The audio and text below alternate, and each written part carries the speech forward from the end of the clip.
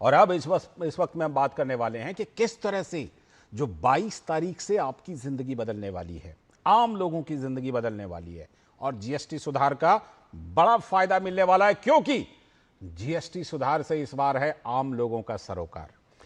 केंद्र की नरेंद्र मोदी सरकार ने जीएसटी दरों में सुधार कर आम लोगों को बड़ी राहत दी है और इसी महीने की 22 तारीख से जीएसटी की नई दरें लागू हो जाएंगी।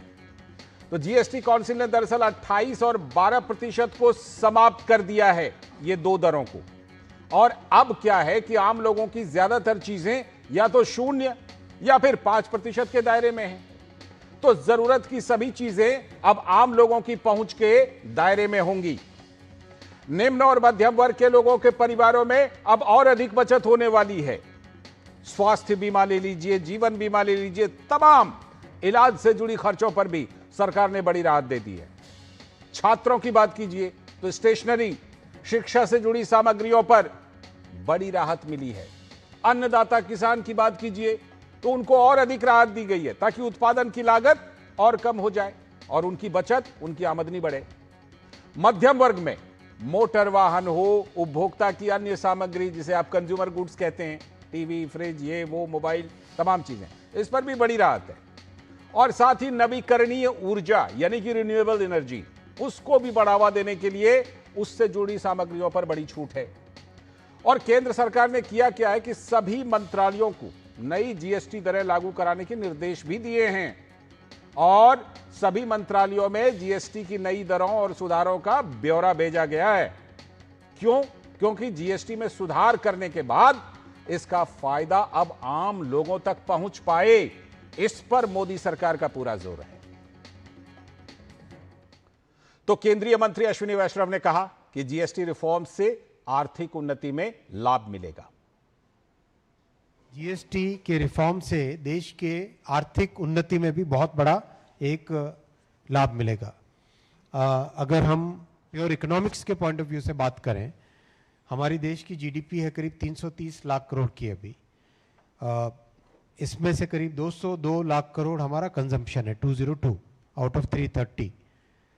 202 लाख करोड़ जो कंजम्पशन है, ये अगर जीएसटी के इस छूट के बाद में अगर 10% भी बढ़ता है तो 20 लाख करोड़ का एक्स्ट्रा कंजम्पशन देश में आता है, 20 लाख करोड़ की एक्स्ट्रा जीडीपी देश में आती है।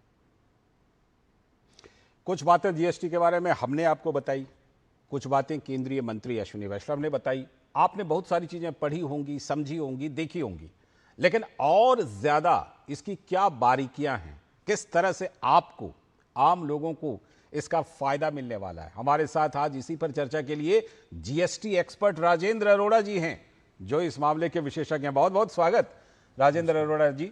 और आपका डीडी न्यूज पर स्वागत बहुत ज्यादा, और खास तौर पर इसलिए भी क्योंकि आम लोगों को आज आप समझाएंगे कि 22 तारीख से कैसे उनकी जिंदगी बदलने वाली है।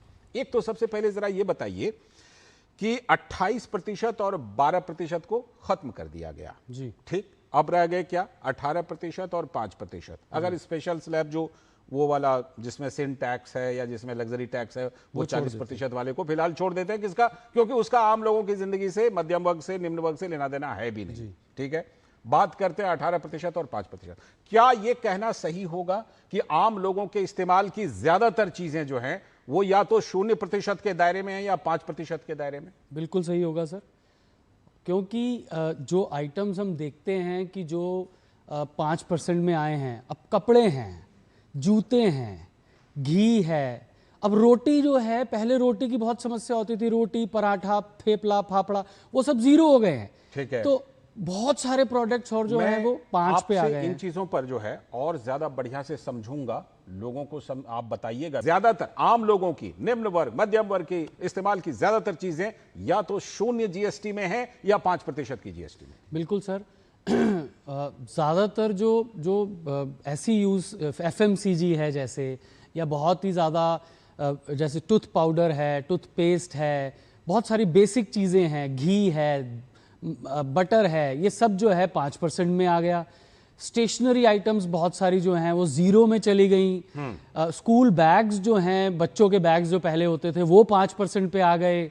और तो और जो मैं कहूँगा कि मेडिसिन जो हैं वो बहुत सारी सस्ती हो गई। कैंसर मेडिसिन जो हैं वो जीरो कर दी गई, या बहुत सारी और दूसरी जो रेगुलर डेली बेसिस पे मेडिसिन यूज होती थी वो 5 पर आ गई। तो ऐसे जैसे आपने एसी का जिक्र किया, टीवी का जिक्र किया, ये सस्ते हो गए। अपैरल्स जो 2,500 रुपए तक के, अब पहले 1,000 रुपए की लिमिट थी, अब उसको 2,500 रुपए कर दिया। मतलब आप सोचिए कि 2,500 रुपए का कपड़ा जो है वो आम आदमी 2,500 रुपए से ऊपर का कपड़ा नहीं पहनता, तो वो 5% पे आ गया। जूते 5% पे आ गए 2,500 रुपए तक के।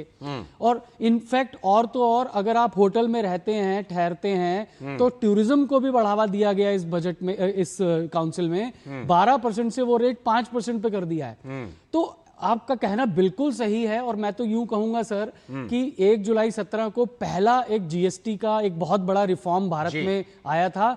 आज दूसरा, मैं तो कहूंगा उससे भी बड़ा रिफॉर्म भारत में आया है। ठीक है। और जो वैष्णव साहब कह रहे थे कि 2 लाख करोड़ रुपए, मुझे लगता है कि 2% ऑफ जीडीपी जो है हमारा इससे बढ़ जाएगा।